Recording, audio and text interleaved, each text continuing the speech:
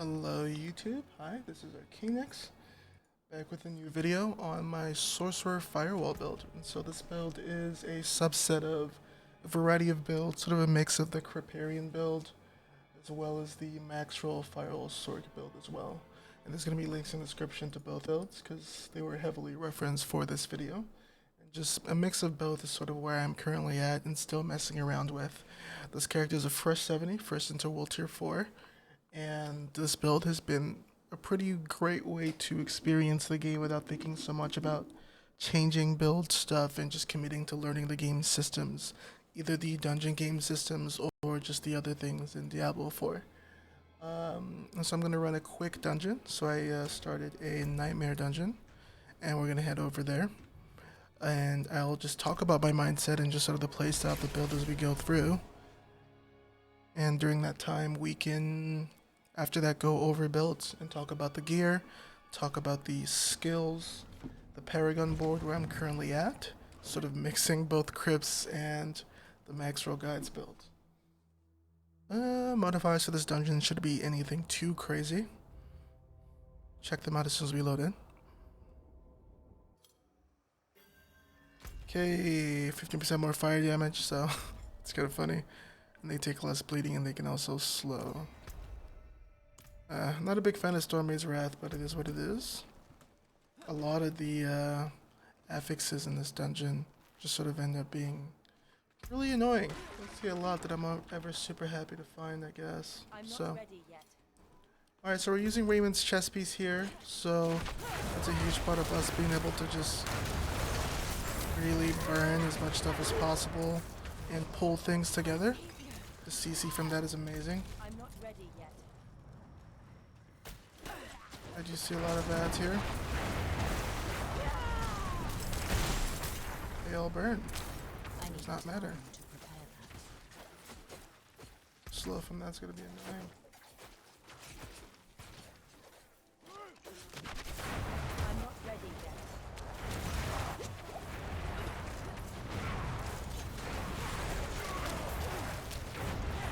As you can see, the numbers just keep going. Everything is basically dying really quick. Really nice. Wouldn't have made it without you. My savior. I'm not ready yet.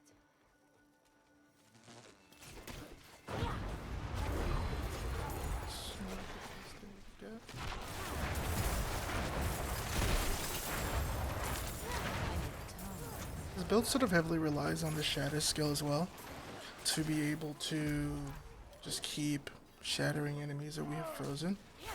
So in the meantime, I'd see a lot more of that, but it's nothing too crazy. Shatter's just really good for this build. I think Shatter's just really good in general. I have not tried Combustion yet, but it is definitely something I'm thinking about trying for sure. I need time to prepare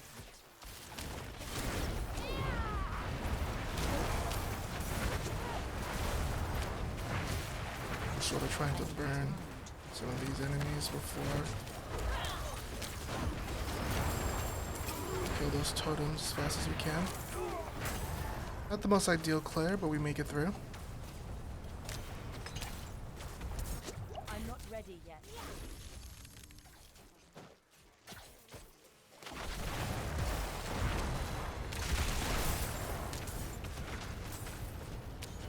I need time to prepare that.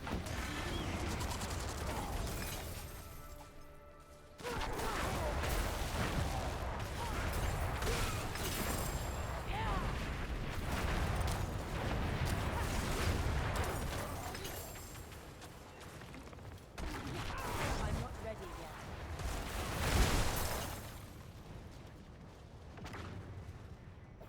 There is our last prisoner. We head up to kill the possessed brute. I'm not Every time I've played this map, this brute's actually been literally right here, and that's been so nice. So you see that damage go all the way from 8k to 24, and just keep stacking like that. That 31, and just keep going high. A lot of ways to explain the way that works in the game, but I think foundationally the way you want to think about it is just it's kind of how the game works. Some of the damage over time is snapshotted, so being able to proc vulnerable early before putting the damage over time on your enemies can be a really useful way of getting a lot of damage out. And I didn't realize this till I watched Crip's video as well. Oh, we have a Slay All here to end it. Not the most fun, but it is what it is. Do our best. If you're new to the game, you don't necessarily have to kill so much of these enemies. There's a certain amount, especially in this dungeon, I feel that you kill, and they actually start proccing other ones as well. So right here, I started with the vulnerable procs, and those numbers rise up. Like I'm taking double on a bunch of these.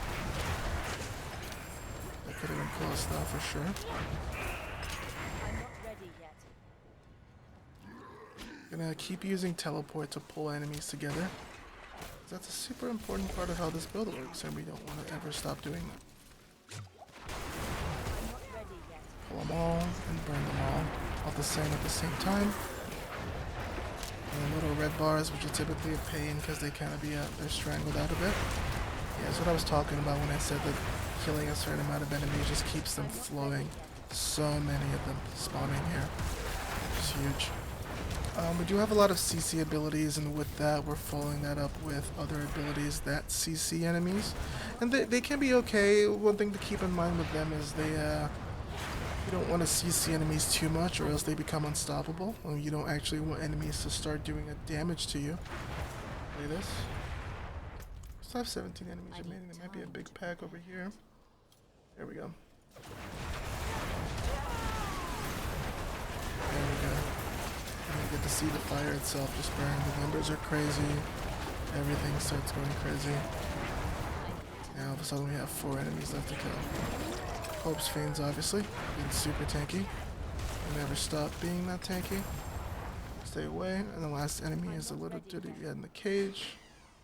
So we're gonna get that done.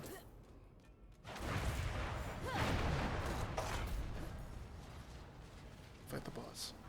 Boss damage is it's okay. I don't think this is the main build for that, but like it does stack up, and eventually, like especially after getting the chest and being able to add a lot more CC effects to a boss, it can be a really fun way to just put damage down. You want to make sure you're laying the flame shield. There's 2 different playstyles to this: getting the boss to walk through multiple, chaining your CC abilities for max vulnerability uptime, as well as max, just like crowd control is great. The boss is cooking in here. Like, I mean, you can really see by the health bar it's chunky. And the boss is pretty much gonna die, so we're just waiting for that death. The beauty of a damage over time build. And why don't we TP over to the bomb, and we can show you guys a little bit more about this build here.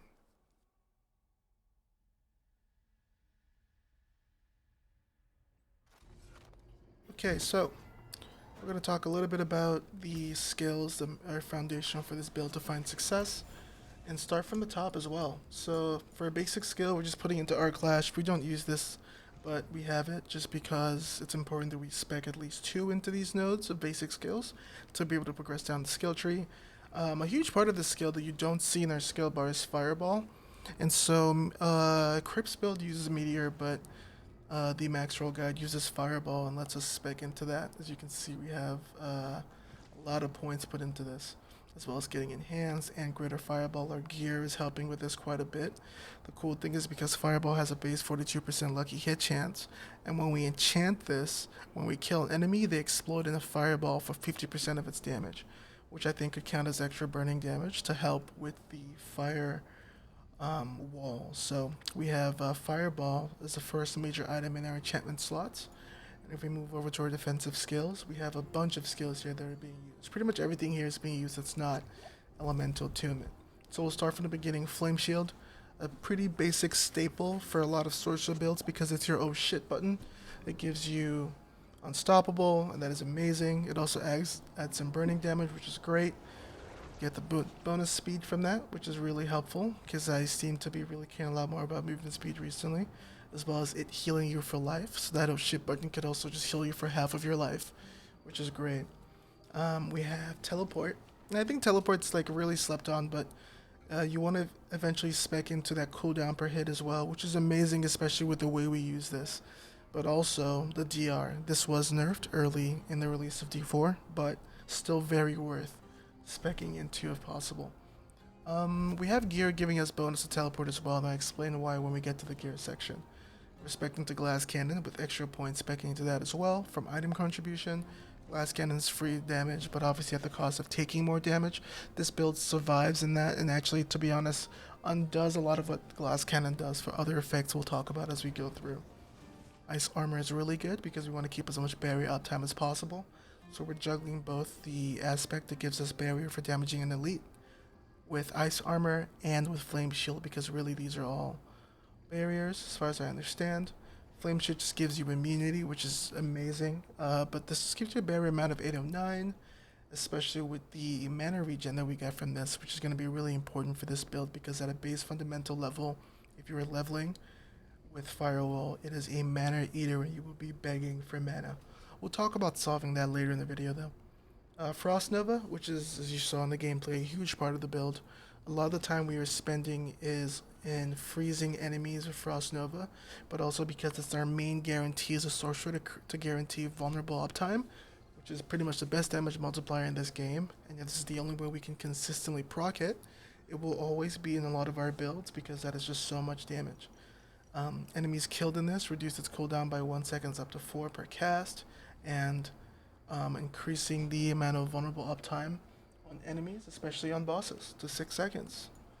Our conjuration skills are not like any of the major ones, where we do spec into the passives of Align the Elements as well as Mana Shield for extra DR and protection, which is just using your cooldown, giving you more life as a barrier. So going on with that barrier uptime, that's 3 barriers so far, if not 4, that we have, that we're getting damage from and protection from, which is amazing.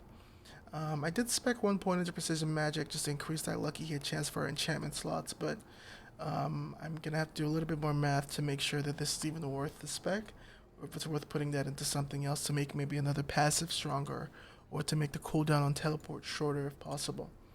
Icy Veil, increasing the duration of our barriers, is amazing for us. That's a 3-point spec that we don't even have to discuss. Inner Flames is cool because of how much damage we get to do with our Pyromancy skills, which we'll be heading over to check. But I think it's an important part of the game for us. And then Firewall is here too. Devouring Blaze is great.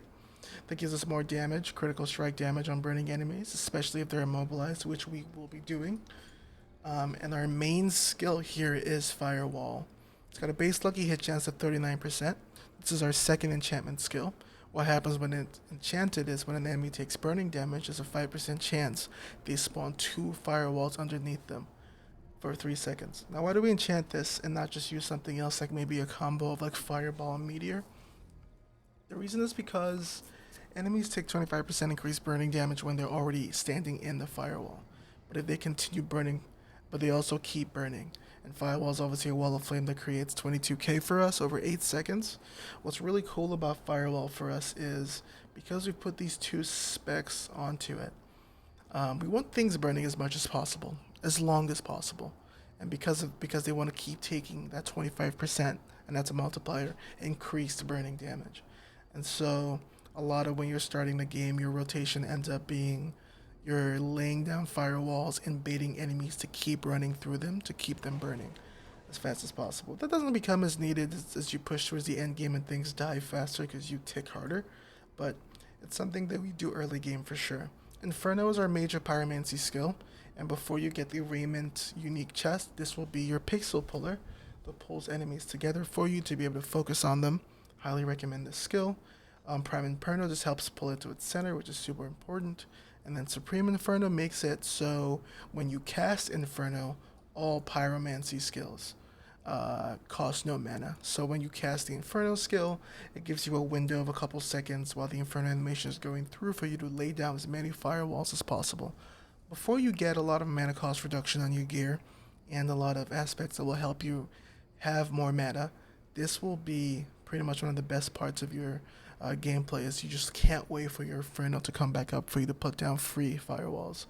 We'll talk about the passives and the ultimate skill tree here. Fiery Surge for mana regeneration while killing enemies. That is important, but not so important that we want to fully spec into this. Endless Pyre, you do increase burning damage to enemies for each second they remain burning, up to 15%.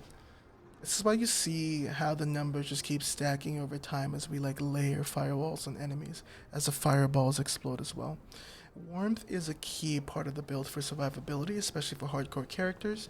Every 1 second you heal for 0.9% of your maximum life for each nearby burning enemy. And this healing can be increased to 1.8% versus bosses. This sort of helps you end up to use your potions less because you end up just healing by being close to burning enemies. And so you end up playing a very close range playstyle with the firewall where you're in them as they burn. It's a lot of conversation between using combustion here, but I am using shatter. Max Roll Guide does use this, but I know combustion can be good as well. Might need to play with these to use, but shatter with the explosion just sort of helps to finish off enemies as much as we can.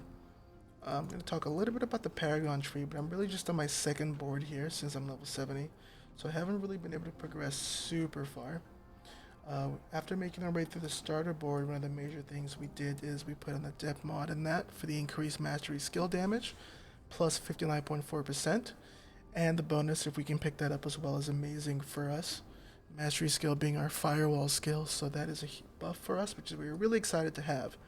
And then we sort of go the Creparian style, which I'll link below, which he rotated the board, went Burning Instinct first, and we get Burning Instinct. Now, Burning Instinct is really great, and the reason I'm showing this, to be honest, is the key part of the build before even the socket. If you're curious for how much more the build progresses, the link to Creparian skill tree and Paragon tree will be below. But Burning Instinct is your burning damage is increased by 40% of your critical strike damage, but it's further increased by 5% for every 20 int you have. And so you realize that the two major stats you want in your gear, your rings, is critical strike damage, but you also want to int stack with this build. And you see the amount of intelligence we have here is 349, and we will be getting more and getting as much int as possible, as well as much critical strike damage as possible, because that just buffs our core abilities by so much. Okay, let's talk about our gear. So for the first thing for the helm is, while we're waiting on Harlequin's quest unique to drop, we're running a helm with cooldown reduction if possible. We want intelligence on this helm as well if possible, as well as crowd control duration. As you can see, I have cooldown reduction and crowd control. And so far I'm imprinting this with the aspect of disobedience. Just because, guys, if we're stacking so much damage over time, if you literally click your C, if you're on keyboard or whatever it is, to see your character's inventory while you're burning enemies, your armor is pretty much, you have the max uptime of this as much as you can. So this is literally free. It's probably going to be nerfed soon, but till then, highly recommend you use this aspect of disobedience. It's just so good. The next thing we want is on our chest. And so our chest is the Raiment of Infinite, of course, because it revolutionizes the build and takes it to a whole other level with its unique ability. After using teleport, close enemies are pulled to you, and they are stunned from 2.5 seconds. This can be 3, but teleport's cooldowns also increase by 20%. Now this is why we eventually end up building into teleport in our gear and trying to reduce the cooldown as much as possible, because our teleport's stronger. Not only is it a movement tool, now it's more of, it literally helps put CC on enemies, so it just becomes great. Also, this gives us +1 rank to glass cannon passive and more int, so it's great for our build. Before we get this, we're probably using a chest with as much damage reduction as possible. We want to prioritize damage reduction versus burning enemies, damage reduction versus close enemies, or just flat damage reduction or life. Int is always good, but not priority on a chest piece. For our arms here, we're using +4 ranks to Fireball as priority on these gloves, with higher damage versus CC targets with aspects of control. So just being able to stun targets, we get to do 25% more damage. This is just the imprinted version from, my base character, not the one I found in the wild. So imagine if we can get this higher, at the 25% multiplier when we stun. And guess what? Our teleport stuns, so it's for free. The only reason I'm using this so far is because of the 4 ranks to Fireball. I have not been able to roll a bit more. Lucky hit chance is not the worst. What we really want on this is attack speed if possible, ranks to Fireball, and then int. That would be amazing. Fire damage over time can be really nice to have, but it's not as important as the rest. On our pants, we have ranks to Firewall because that's really good. Plus the int would be amazing to have as well. currently I'm doing a combo of 27 to all stats and percentage armor increase, which is really good for DR.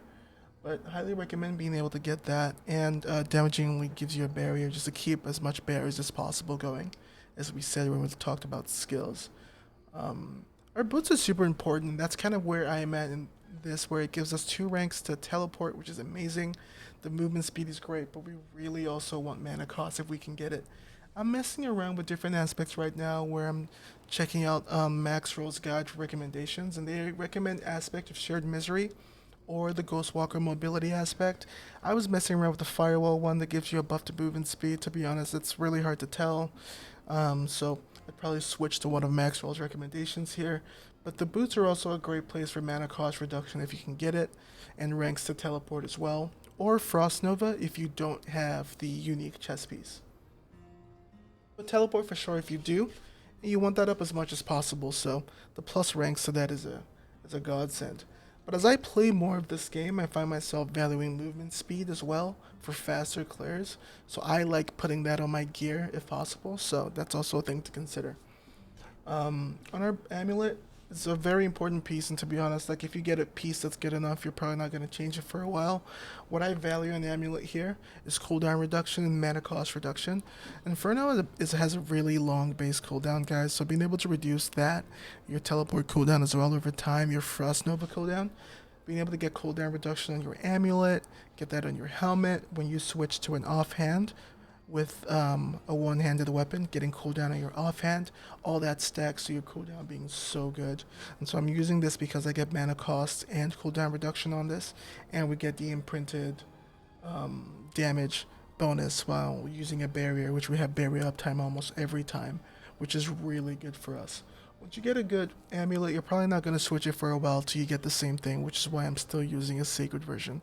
These are just too good to switch to an ancestral version that will be changing pretty much nothing for the build, especially if it's an ancestral version with just resistances. For our 2 rings, like I said in the section of Paragon boards, we want critical strike damage. Resource generation will be a godsend. We would love to get vulnerable if we can, and maximum life. But, you know, we're taking critical strike damage on resource gen on this one, and critical strike and vulnerable on this as well, so we're really close. The imprinted aspect right now, guys, is a godsend. Like, you can't sleep on getting the prodigy aspect, because I got this while leveling, and it changed my experience. No longer do I have to wait on Inferno to layer down firewalls for free. Just using your other abilities as cooldowns will give you mana back to place more firewalls down, to keep the burning damage stack going. It is amazing, and I live and swear by it. You unlock this aspect from the Witchwater dungeon in the Haywazar, and I highly recommend heading there to get this, even if you're still in the story. Just taking a break really quick to go pick this up, because without this early game, you will beg for mana when Inferno's in cooldown, and you will not find it. For our weapon, we pretty much want to prioritize vulnerable damage and critical strike damage as we can, but at the moment we just made it to the ancestral tier, so we're just picking up the first 2-hander we can, the best one. We're imprinting on it and we're moving forward. Highly recommend checking out Kriparian's video on how damage over time works for this build, guys, because I think that could explain exactly how you want your damage rotation to be. And I'm going to be making more videos like this that explain the thought process of the build. If you guys are interested, please don't be afraid to type in comments if you have any questions. And thank you so much for stopping by for my video. My name is Arcanex, and I will see you later.